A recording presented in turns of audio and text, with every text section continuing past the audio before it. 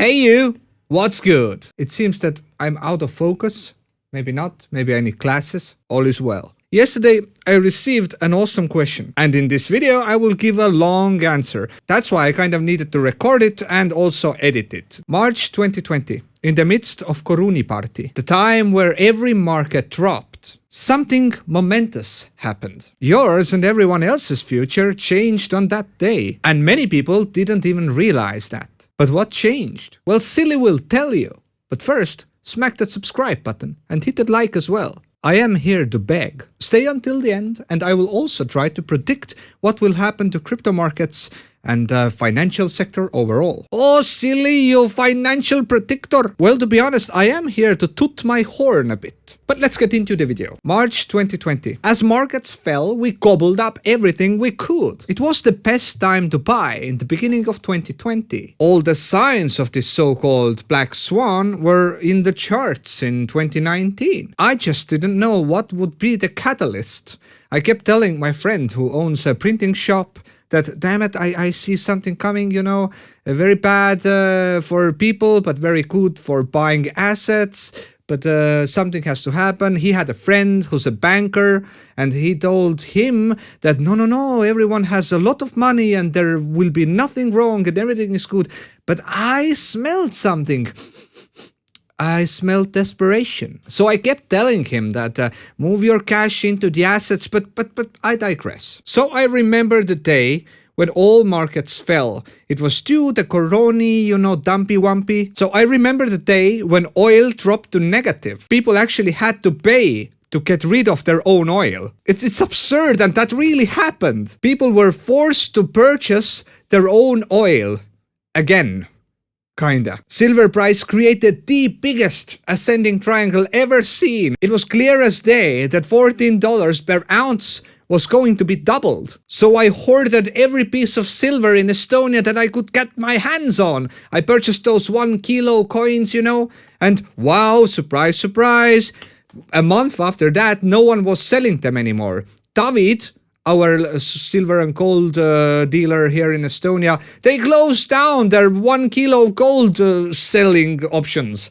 Stupidity! So perfect timing on my part. Tooting the horn again. But with all that positive out of the way, in March 2020, something bad happened. Federal Reserve made a decision to increase M2 money supply from 15 trillion to 21 trillion. Basically, in simple terms, it was 40% increase of the total money supply ever printed. And that was printed in the span of a few years. And in some cases, in the span of few months. And in case you didn't know, then M1 is all the people's money in their pockets plus their check writing capabilities. And M2 is M1 plus liquid assets, money market accounts, derivatives, saving accounts, and checking accounts, all combined. The same day, first print happened. I think it was 3 trillion or something. I called my mother. I told her that,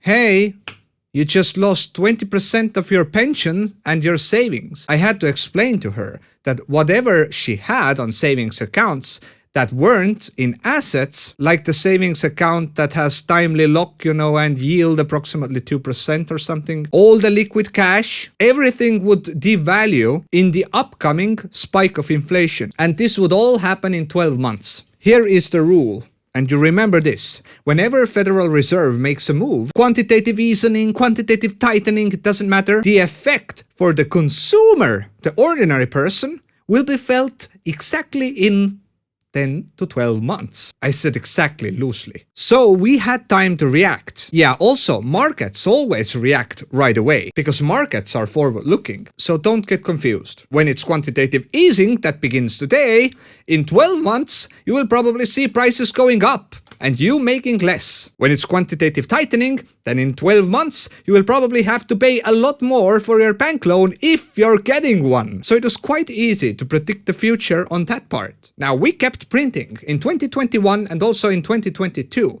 almost capping out in around 21 trillion plus something. Now, I know that they're printing more, but they're just not telling you, because this goes for the aid for the banks, okay? They also stopped updating M3 money supply.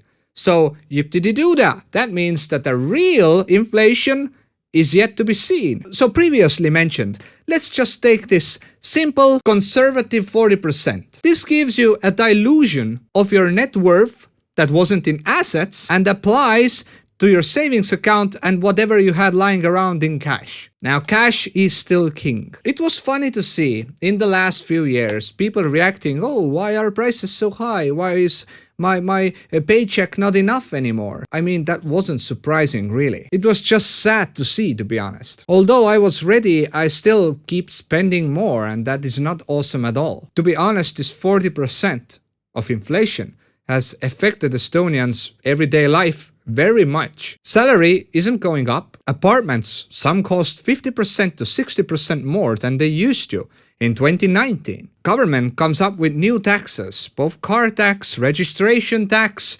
They're even talking about real estate tax. Our VAT, you know, this tax for businesses has gone up 2%. Food has gone up at least 28%. So Estonians are really feeling the pain. I'm not saying that we have it worse. The last spikes of inflation are probably here. This probably is the tipping point. So they are happening as we speak. But this is now in quantitative tightening environment. Remember, banks are dependent on giving out loans, and QT makes it very difficult. Paying out short-term bond interests has an effect on government. So at some point, banks either fail or we get a recession. Those are the two only options. There is no softy wofty.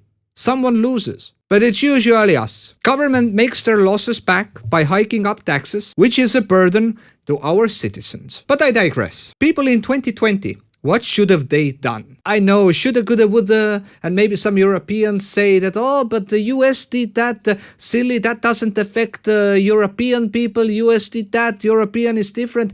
No, dear people, US dollar is a reserve currency, okay, that affects everyone. So USA says jump, and European Union is how high? But people in 2020 should have moved their stuff in real estate, assets, other assets like Bitcoin, gold, silver, stocks, every last cent, because 40% of their money was about to be burnt. Real estate has gone up more than 40% here, especially in the less available areas. My real estate value has almost doubled, bringing it really close to $1 million.